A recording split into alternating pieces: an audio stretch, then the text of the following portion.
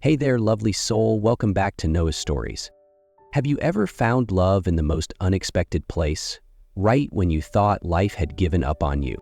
Today's story is a quiet miracle about healing, trust, and a woman who learned that sometimes the heart finds home where it least expects. That afternoon, the sky wore a soft gray, casting a quiet stillness over the sleepy suburban town. Leaves rustled gently in the breeze, whispering secrets only the wind could carry.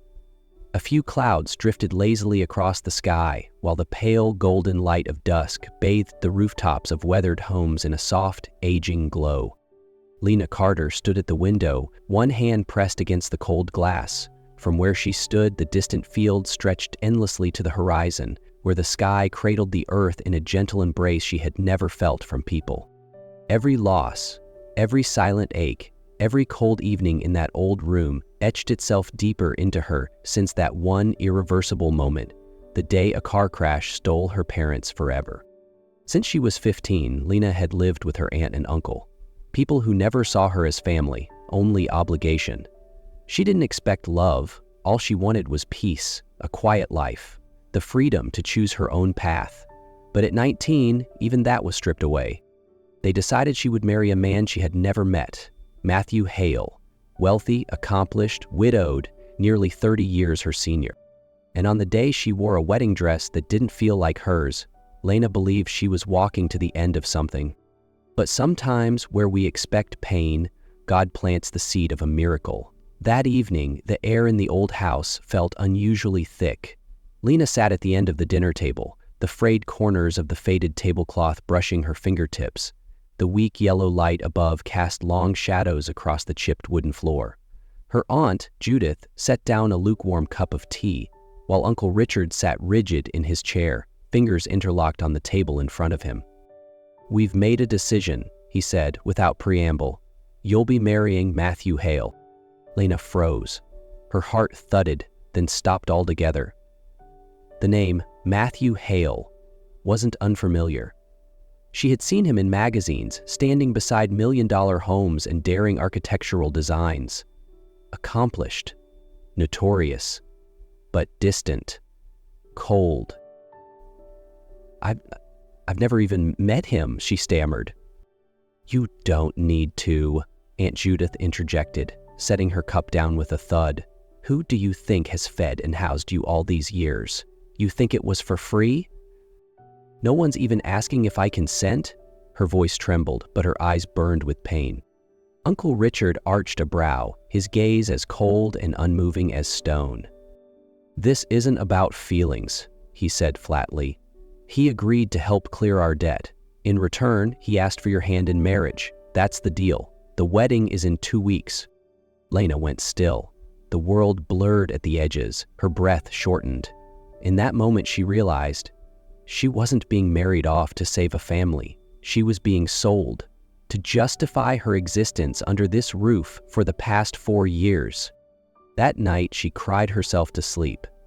Not just because she was being forced to marry, but because deep down, she knew no one had ever truly wanted her to stay. 2 weeks later, in a white wedding dress that didn't feel like hers, Lena walked down an aisle strewn with flowers. Each step felt like she was moving toward a locked door, behind which she left her freedom, her youth, her dreams. No one spoke of love. No one mentioned a future. Only the quiet truth whispered within her. She had been sold, and no one intended to keep her heart. That night, Matthew's mansion swallowed her whole in silence. Towering stone walls, warm golden lights, thick carpet underfoot, everything was elegant, luxurious, and utterly foreign. Lena felt like she had walked into a world that didn't belong to her. Matthew walked beside her, saying nothing, only glancing at her now and then, his gaze calm, unreadable. She didn't dare meet his eyes for long. Her mind ran wild with worst-case scenarios, whispers she'd heard about powerful men and the young brides forced into their lives. When the bedroom door opened, her chest tightened. The room was warm and softly lit, the bed draped in pristine white linens, but to Lena it looked like a velvet cage. "You can rest," Matthew said, his voice deep and steady. "I'll sleep in the room next door." Lena blinked, stunned. She nodded, barely managing a faint, "Thank you." Matthew looked at her for a long moment, not with the eyes of a man who owned her, but of someone simply observing. Then he gave a small nod and stepped out, closing the door with care. Silence wrapped around her once more, broken only by the racing beat of her heart. She stood still in that beautiful, unfamiliar room, overwhelmed by confusion, and for the first time since she had been forced into this marriage, Lena felt something different. Not trust, not hope, just the slightest sense of release. The next morning, Lena woke to soft sunlight filtering through thin white curtains. She sat up slowly, still clutching the edge of the blanket, as if afraid someone might enter and snatch away the fragile piece she'd just found. She slipped out of bed, intending to find the kitchen, but before she could leave the room, her eyes caught a small wooden tray on the chair near the door, a steaming cup of tea, a few slices of toasted bread, and a neatly folded note. "Good morning. I'll be in meetings until noon.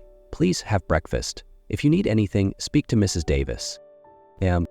Lena read the short message again and again, as if trying to uncover a hidden meaning behind the words. But there was no threat, no subtle warning, just a simple, kind message, and somehow that stirred something inside her. She picked up the teacup, warmth spreading through her fingers, then slowly into her chest, her throat, the corners of her eyes. No one had ever made her breakfast like this. No one had left her a note without conditions or criticism. Lena sat on the edge of the bed, quietly sipping the tea. Her heart didn't trust yet, but for the first time, it didn't shrink in fear either. It simply paused. The days that followed passed in a strange, gentle quiet. Matthew didn't try to talk much. He never entered Lena's space unless invited. Every morning, fresh flowers waited on the living room table.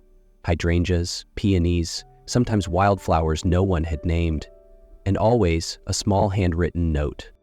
"Wishing you a peaceful morning. If you'd like a walk, the car is ready.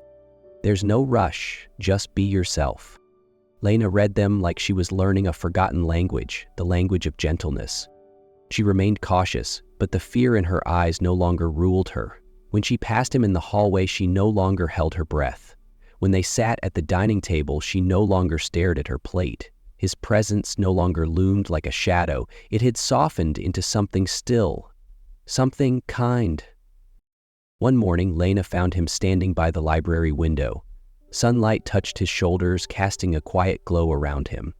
She stepped closer, her heart quiet but steady. "Thank you," she said softly, "for not forcing me." Matthew turned, his gaze calmed like still water. Silence stretched between them. Then, his voice low, clear, deeply sincere. "I want you to feel safe with me. That's all that matters." Lena said nothing more. But when she walked out of the library, her heart felt like it had just opened a window. Just a little, but enough for the light to come in. Lena started noticing the small things. One afternoon, she saw Matthew bent over a loose wooden chair in the reading room. No butler, no orders, just sleeves rolled up and hands working steadily. Another time, she caught him in the library, fingers trailing along book spines before he turned and asked, "Do you prefer novels or history?" She hesitated, then answered, "Novels." "Then I'll set a few aside for you," he said. No insistence, no explanation, just a quiet acknowledgement, as if her opinion truly mattered. One evening, after returning from the garden, chilled by the breeze, Lena stepped into the foyer to find a cup of tea waiting on the table, still steaming. No note, no fuss. She didn't know when it started, but the silences between them no longer pressed down on her chest. They felt peaceful, as though his presence alone was somehow enough. Matthew never touched her, never tried to win her over. But every time their eyes met, Lena felt something warm, like a quiet flame burning low. Not blazing, but steady. They were still strangers, but now they had begun to see each other. That night, the house was wrapped in silence. Only the soft whisper of wind outside the windows and the faint glow of the hallway light remained. Lena stood in front of Matthew's door for a long while. Her heart beat slow, no longer frantic, just steady, Nervous, yes, but calm. She was about to step into something she couldn't undo, but this time, it was her choice.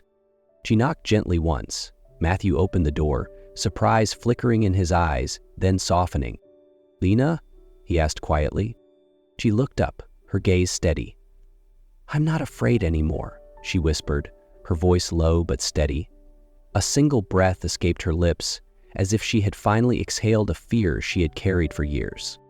Matthew didn't speak, he simply stepped back, holding the door open. The room smelled faintly of old wood and paper. Warm light cast over his tired face, and the endless patience that lived there. When Lena stepped inside, she didn't falter. She wasn't led, she chose. In that room, for the first time, they were no longer strangers. They touched not with urgency or desire, but as if learning how to say "I care" without a word. When she stepped closer, Matthew slowly touched her hand, as if even a breath too strong might shatter her. Every movement was deliberate, reverent, a brush of fingers along her cheek, a kiss, feather light, placed on her forehead like a vow.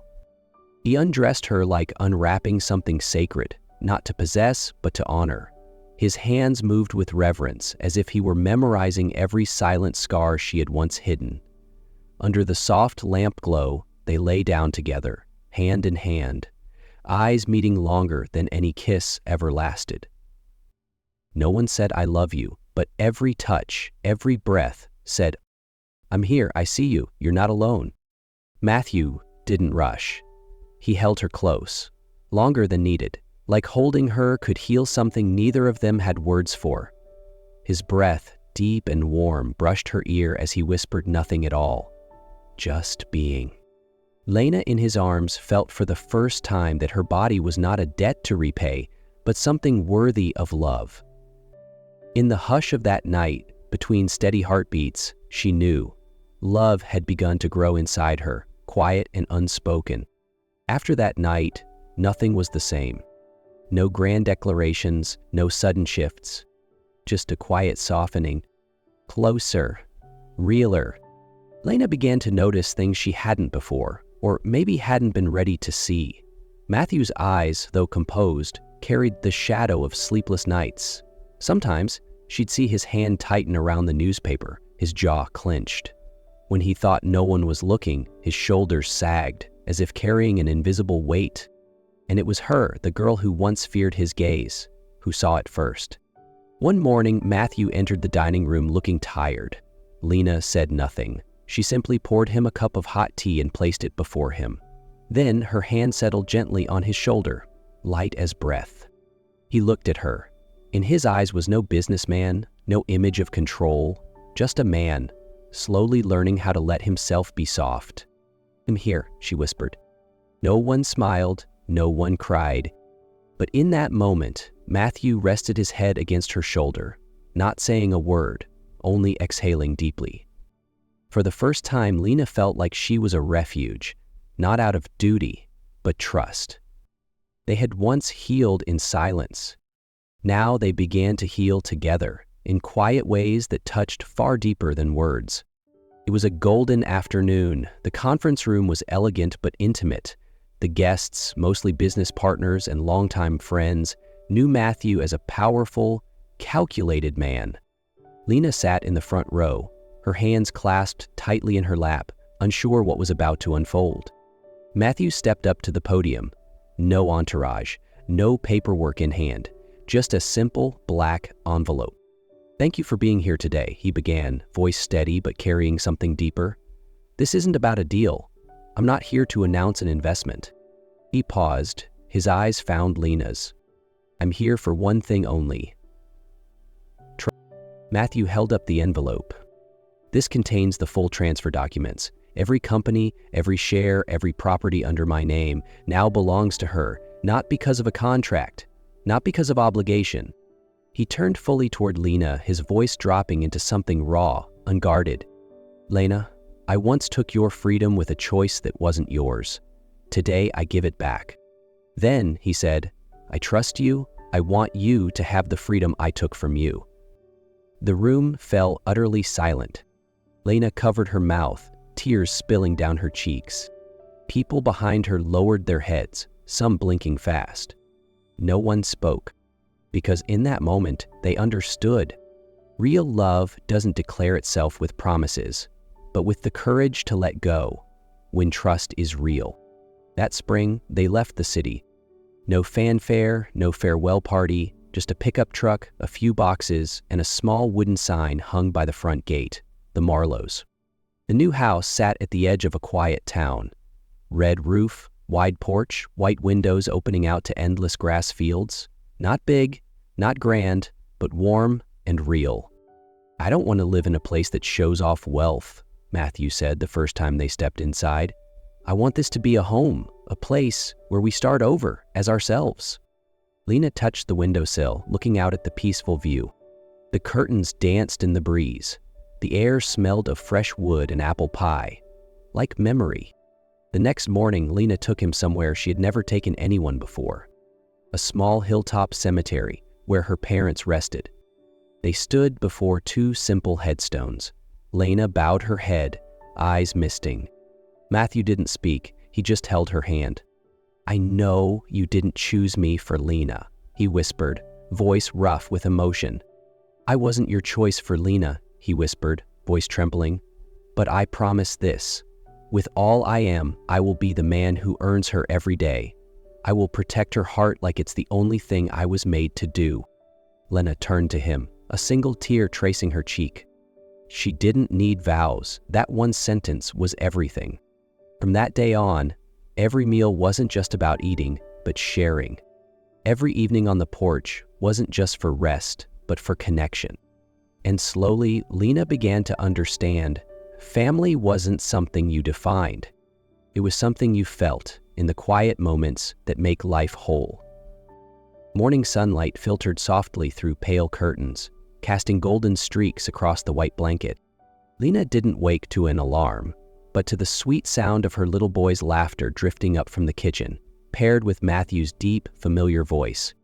She lay there, still, listening, and her heart warmed with every beat. 5 years ago, she thought her life was only pain, but today, her pain had bloomed into something beautiful. That entire day was simple but not lacking. A sunny breakfast, a picnic in the yard, an afternoon walk with their child, and that evening was the most special of all. Matthew led her to the back porch, beneath glowing lights and flower pots she'd planted herself. In his hand, a delicate necklace with 5 tiny stones, one for each year they had shared. "Not for the value," he said softly, "but because every year deserves to be remembered." Lena blinked back tears. She looked at him, eyes full of quiet gratitude, full of love. And before he could say anything more, she spoke first. "I love you," she said, not in fear, not in doubt, but in full. And for the first time, she wasn't surviving love. She was living it. He pulled her gently into his arms, whispering back against her ear, "I love you too." That night, beneath the stars, with their son sleeping peacefully nearby, Lena realized something. She had, at last, what she never dared to dream, a family, a love, and a home that truly belonged to her. If this story touched something in your heart, don't forget to give it a like and share it with someone who might need a little light today. And tell me in the comments, what does home mean to you? Until next time, keep your heart open. You never know what quiet miracles are waiting.